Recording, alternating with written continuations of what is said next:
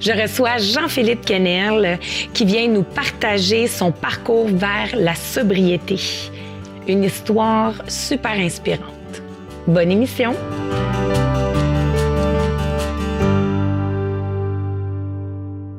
J'aimerais ça que tu me parles un peu de comment que tu es devenu dépendant.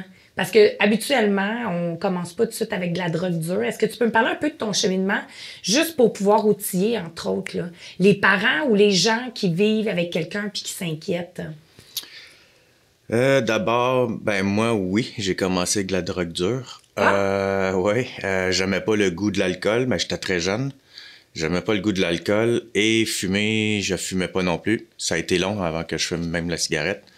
Le cannabis, quand même, secondaire 1, là, c'était commencé à la première peine d'amour que j'ai eue. Vraiment, là, au lieu de consommer les fins de semaine ou dans les parties ou pour le plaisir, à ma première vraie petite peine d'amour, vraiment, à partir de là, ça a été un soulagement de consommer. Et à chaque peine d'amour et problème par la suite, la consommation fut vraiment un plaster. Je peux dire qu'à l'époque, j'avais tellement de peine ou j'étais tellement refoulé par en dedans que la consommation a peut-être, elle m'a peut-être aidé à pas me suicider. OK. Fait que des fois, c'est un mal pour un bien. À 15 ans, j'allais en centre d'accueil et aussi en thérapie fermée. C'est à partir de là que vraiment j'ai commencé à réaliser plusieurs choses, là. Puis quand tu parles à 15 ans, tu as été en thérapie fermée, Oui. c'est parce que là, tu t'en tenais pas au pot, là, au cannabis. Là, c'était plus de la drogue dure? C'est le juge qui m'a envoyé là, après le centre d'accueil. Mais je dirais là, que le cannabis est un des pires de toutes. OK. Ouais, pour moi du moins. Et d'après ce que je peux voir en thérapie, car je suis allé plusieurs fois, et en désintox aussi, 70% là, en moyenne là, des gens là-bas ont un problème avec le cannabis. C'est que, pour ma part, il me ralentissait dans ma vie. Il m'empêchait d'aller vers le succès, d'apprécier la vie à son juste... sa juste valeur, en fait. Alors, moi, il faut vraiment que je goûte au bonheur, goûte au succès, il faut que je goûte à l'adrénaline.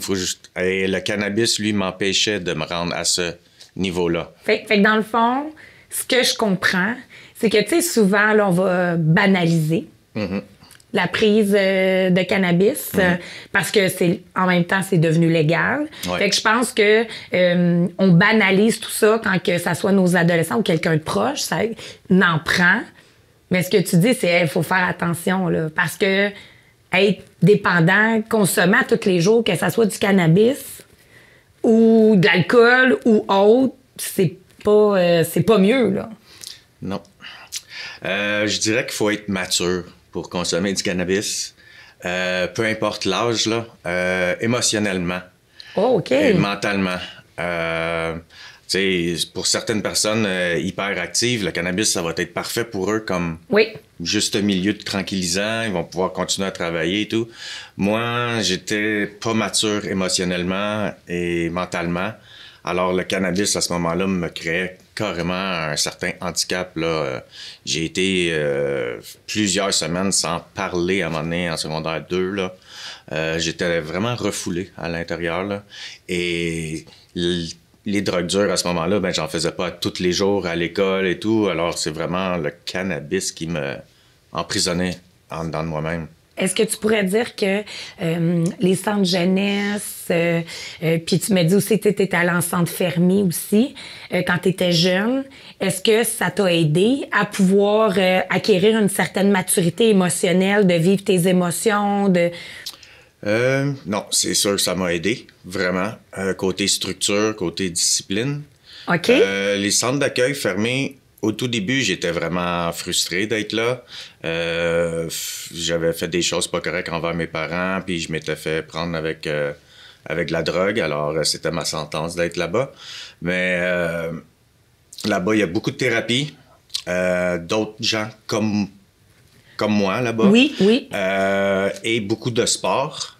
Et la structure de se lever à tous les matins, telle heure, déjeuner. Ça fut excellent pour moi. À la fin, même j'aurais resté là. J'ai fini mon anglais et mon français là-bas. C'est vraiment bien fait. Tu parlais là, justement que t'as pris plusieurs années de la drogue dure aussi. C'est quand est-ce qu'il y a eu le déclic, dans le fond, que là, t'as voulu aller en cure de désintoxication? Parce que t'as fait quand même ta vie, ton cheminement, tu travaillais, tout ça.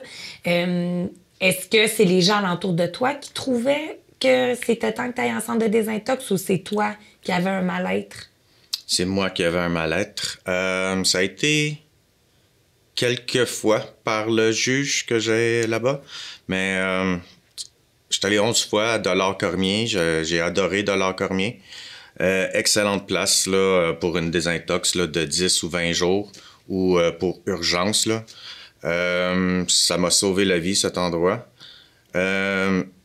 Même que certains intervenants me connaissaient bien. Ouais. Et ils me disaient, ça se dit pas bien, là, mais je suis content de te voir ici. Tu sais, et là, ça fait plus de 10 ans qu'ils m'ont pas vu là-bas. Fait que si jamais quelqu'un écoute ça, qui a travaillé là-bas, ben c'est ça. Là. Si vous m'avez pas vu, c'est parce que ça allait bien pendant 10 ans.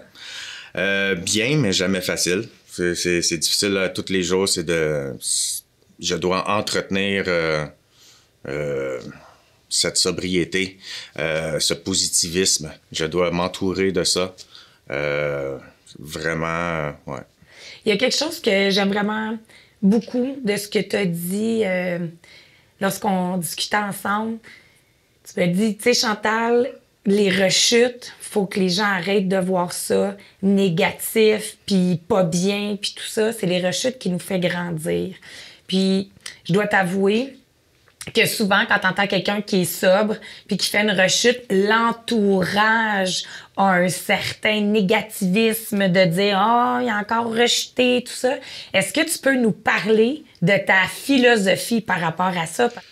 Ben justement, pendant que j'étais là-bas, j'avais le temps de lire et écrire. Et du coup, j'ai lu dans un livre, c'était lui qui a fait le plus de circuits au baseball. OK. Je me souviens plus du nom exact, là, j'hésite, là, mais en tout cas, il y avait peut-être le plus de circuits, mais il y avait le plus de retraits aussi au bâton. Et il disait qu'à chaque fois que une rechute ou qu'on échoue dans la vie, oui, on élimine une façon qui n'a pas fonctionné pour soi-même. Alors, on se rapproche d'une façon qui va fonctionner. Dans le fond, lui qui est fort, lui qui réussit, lui qui est bon, réussit, non, ben lui qui est bon, c'est celui qui se relève, point final. Qui se relève et qui réessaie à nouveau pour tranquillement se rapprocher d'une façon qui va fonctionner. Car une personne qui réussit à être sobre du premier coup pour 1 an, c'est moins de 1 sur 100, là, statistiquement. Statistiquement, là, pour 5 ans, c'est 1 sur 500. Est-ce que toi, tu as déjà essayé, mettons, exemple, de dire, OK, je prends plus de drogue, mais je vais essayer de boire, ou je prends plus de drogue, puis plus de boisson, je vais garder les mêmes amis. Est-ce que tu as tout essayé? Exactement.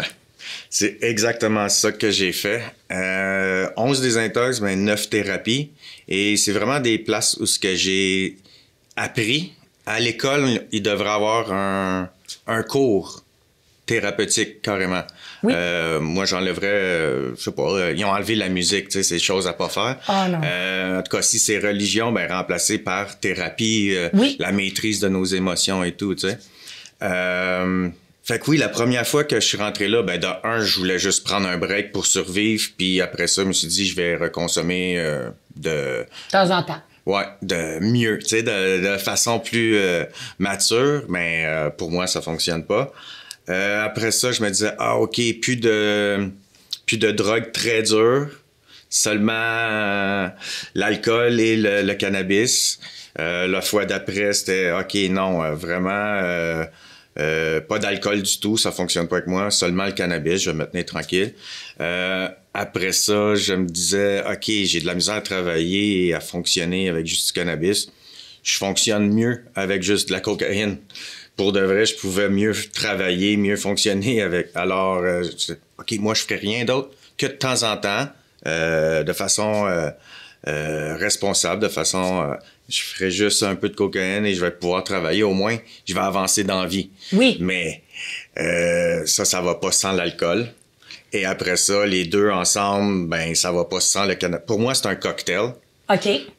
J'ai essayé chacune des façons sans, tu sais là, sans aller à tel endroit, le faire de telle façon. Et c'est pour ça que ça m'a pris vraiment comme autant d'échecs pour éliminer.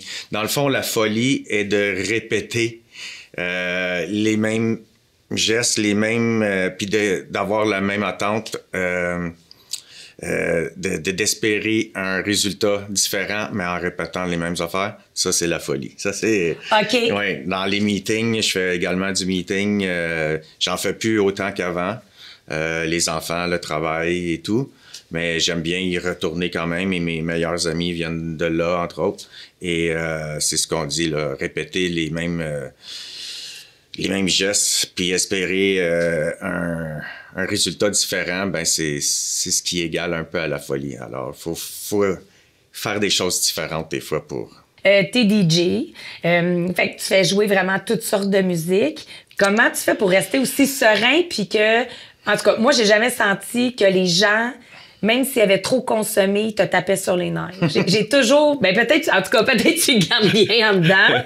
Mais j'aimerais ça savoir comment tu te sens avec cette apport-là, parce que je t'ai toujours vu bienveillant. Même si la personne elle vient te demander une toune 8 fois la même. T'es toujours dans la bienveillance, tout ça.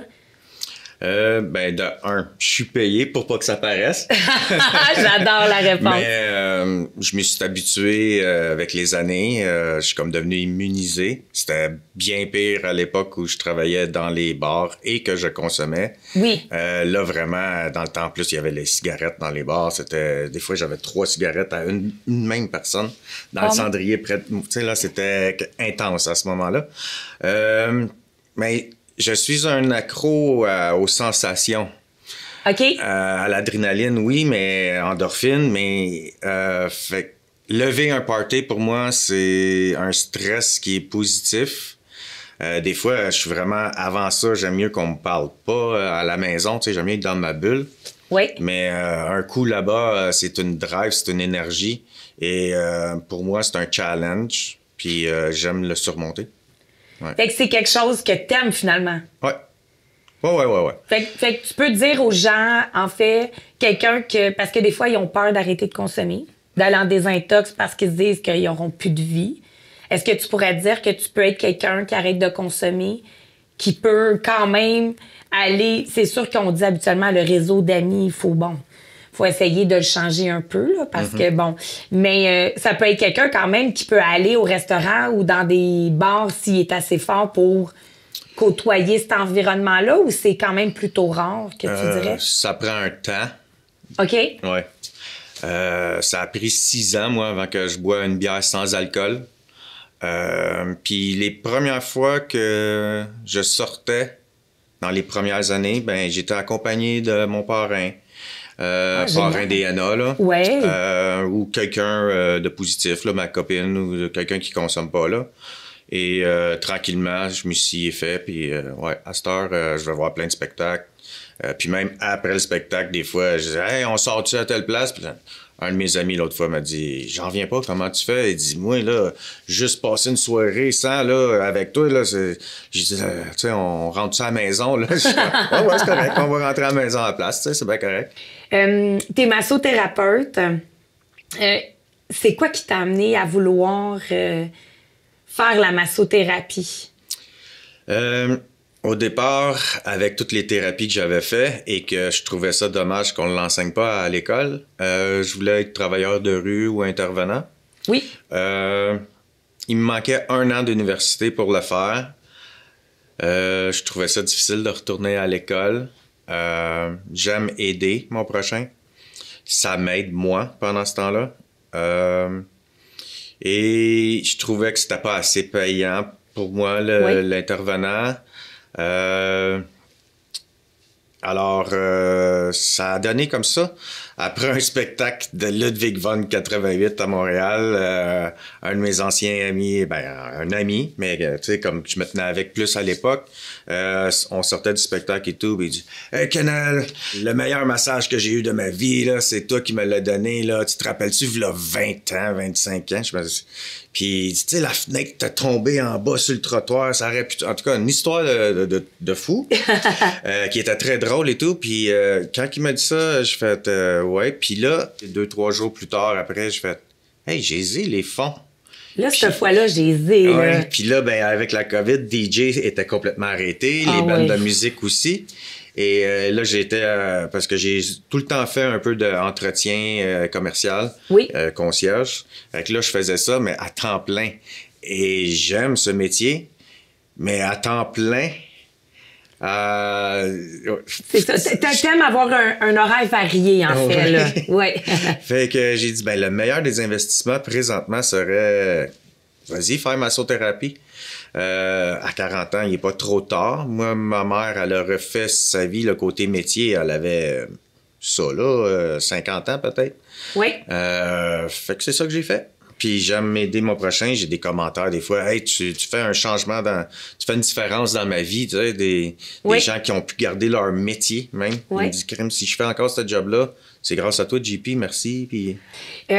aussi, maintenant, tu es éducateur au Centre prénatal et jeunes familles, l'organisme dont je suis fondatrice.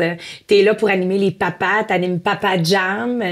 Ils viennent, puis tu fournis les djembés, puis ils viennent jammer, puis tout ça. C'est quoi que t'aimes d'animer cet atelier-là? Ben franchement, c'est de quoi qui m'est arrivé dans ma vie comme ça. Puis je crois au destin. Surtout quand c'est positif, je me dis, ben, go, why not? Ouais. Je suis curieux de voir la suite. Et ce que j'aime, ben, c'est que quand mes filles étaient très jeunes, j'étais encore en mode de dégeler. Oui. Parce que même si ça fait 10 ans que je suis sobre, côté maturité, côté conscience, présence dans le moment présent, là, tu sais, là, pour moi, ça m'a pris des années là, à arriver à aujourd'hui. Là. Et encore aujourd'hui, j'ai de la misère. Là, ça peut me prendre 1 seconde puis je suis là-bas. Là. Oui. Alors, pendant cet atelier, ça me force d'être tout le temps parce que même en massant, je m'évade. En musique, je m'évade. Là, avec des papas et des enfants, je peux pas trop m'évader. Alors, c'est enrichissant, puis ça m'enseigne à moi en même temps. Côté comme observation, de voir le parent, l'enfant, tel enfant. Là, après ça, envers mes filles, je peux voir ce que je peux faire de plus ou de moins. Oui. C'est vraiment... et de voir les bonheurs, les petits... Ben, l'évolution qui se passe entre relations entre les enfants et les papas. C'est satisfaisant, Puis, en terminant, si tu avais un message à livrer à quelqu'un qui est dans la consommation, qui rechute... de le faire, le move. Souvent, c'est gratuit. Si on fouille comme il faut, il y a plein de services gratuits au Québec. On est vraiment chanceux d'avoir ça. Puis de ne pas avoir peur du jugement du travail, de la famille, du couple. Et même s'il s'ensuit des rechutes, retourner. Et si jamais ce travail ou cette conjointe juge la personne et le quitte, même, ben c'est sûrement pour le mieux pour plus tard. Moi, j'en ai eu 4-5 amis qui, avant de se suicider, ils ont trippé avec moi une dernière fois. Et dans ce dernier trip, me contaient toute leur vie au grand complet. Je suis quelqu'un que le monde aime se confier. Il me posait souvent des questions. Puis la thérapie, où c'était allé, c'est combien, ça marche comment et tout. puis ils l'ont pas fait, l'appel. Souvent, j'en ai qui me rappellent 5 ans plus tard, 10 ans plus tard. Puis, c'est quoi donc encore la thérapie que tu es allé? Mais tu vois, c'est 5 ans puis 10 ans qui est passé que la personne est encore au même point. Oui. Moi, en 10 ans, j'avais même pas de permis de conduire, j'avais pas de carte de banque. Cellulaire, ça fait à peine 5-6 ans, j'ai ça. Je voulais rien savoir de rien, là. Puis, en 10 ans, j'ai bâti tout ça. J'ai mes permis, j'ai ma voiture, j'ai mon travail, j'ai des enfants. Oui! Je pensais jamais de vivre tout ça, là, jamais, jamais. Alors, thérapie, allez voir au moins. Même si après 2-3 jours là-bas, tu dis ah, je suis pas prêt pour ça, ah, j'ai pas envie de ça. Tu quittes, il n'y a rien qui te force de rester là. Mais par contre, la prochaine fois que la personne va être à bout, qu'elle va être vraiment là, désespérée, bien, elle va savoir qu'il y a cette porte-là. Puis tranquillement, cet endroit-là devient moins dramatisant. Oui. Puis ouais, je retournerai maintenant à Jean. Je retournerai en thérapie. Présentement que je suis plus mature, que justement je suis plus conscient, là, j'aimerais apprendre. Et justement, je risque de faire des appels et tout pour voir si je peux pas retourner. Hey, je peux-tu aller passer une semaine? Mes vacances, ça va être de retourner en thérapie. Parce que ça te fait du bien. Ouais. Ouais. Puis de me rappeler d'où je viens et de voir, c'est très important. C'est comme quand on fait des voyages puis qu'on voit la pauvreté dans le monde. Souvent, on revient ici puis comme, j'ai une brosse à dents. Là-bas, il était 7, c'est la même brosse à dents. C'est ça. Fait que oui, aller en thérapie, de n'importe quelle façon, c'est une bonne chose, là, vraiment. Là. Ouais. C'est de vivre dans la gratitude, tu dirais, entre autres? Oui. Puis est-ce que tu aurais quelque chose, dans le fond, tu retournerais-tu au même endroit que tu as fait tes 9 thérapies? Je sais pas comment répondre à ça, mais une chose, c'est que je regrette rien de tout ce que... On a eu du fun en tabarnouche. Vraiment, toutes mes amies d'enfance, on se rappelle de plein de trips qu'on a fait. Parce que nous, on poussait les limites. T'sais, on s'organisait des trips. T'sais, on a eu des cabanes immenses dans le bois qui ont résisté à la crise du verglas. On a dormi dedans, il y avait foyer, il y avait, on a fait des affaires que je peux même pas dire. Mais c'était quand même le fun, tout ça. C'est sûr qu'on était plusieurs que... Après ça, ben, on consommait tout le temps. C'est que j'arrivais à la maison, puis ça me prenait une 12 de cachet à la maison pour finir ma nuit, tu sais. C'est comme... c'est à ce moment-là que... Fait que je regrette pas mon parcours, mais j'aurais aimé quand même, peut-être, avant de me massacrer tant que ça, la santé, car j'ai des accidents que j'ai eus en motocross, en snowboard, puis tu sais que si je n'étais pas assez sobre, ben, il m'arrivait ces accidents-là. Alors j'en souffre aujourd'hui, mais c'est un parcours qui a été nécessaire pour moi, puis non, je changerais rien. Est-ce qu'il faut que tu apprennes à te pardonner pour avancer, tu crois? Que c'est quelque chose qu'il a fallu que tu apprennes à pardonner? D'ailleurs, c'est la 10e étape dans les narcotiques anonymes. Là, faire demande honorable et, si je me trompe pas, là, la 10e. Là, puis demander pardon. Oui, et à soi-même. La 4e et 5e étape, c'est de tout écrire, ce qu'on a fait de mal aux autres, ce qu'on s'est fait de mal à soi-même. Et la 5e, après ça, est de le partager avec un membre ou avec un professionnel ou un moine même qui a fait le pacte du silence, tout dépendant des choses qu'on a fait dans la vie. Et à ce moment-là, ben, c'est difficile de se pardonner certaines affaires. Ça prend des années. Et en faisant plusieurs bonnes choses, ben, on dirait que la chose que j'avais fait qui était mal, ben, moi, je me rationalise comme ça. Oui. Je me dis, ben, j'en ai fait 10 de bonnes pour la seule pas bonne que j'ai fait. Est-ce que ça t'a déjà arrivé de demander pardon à quelqu'un qui t'a le refusé? Oui. Oui, puis comment tu fais pour passer au travers de tout ça? Est-ce que tu as du soutien? Parce que demander pardon, Puis te le faire refuser, c'est quasiment... En tout cas, c'est plus facile de retomber en rechute, je pense. Ça fait mal, ça blesse, mais c'est très comprenable. Je comprends la personne. J'aimerais, tu sais, que ça soit pour les bonnes raisons que la personne ne me pardonne pas à ce moment-là. Qu'est-ce que tu veux dire par là? Tu sais, souvent, c'est pour des histoires qui ont été un peu tout croche. Oui. Si la personne connaît la vérité de l'histoire et que refuse de me pardonner pour la vraie histoire, OK. Mais tu sais, si la personne croit que...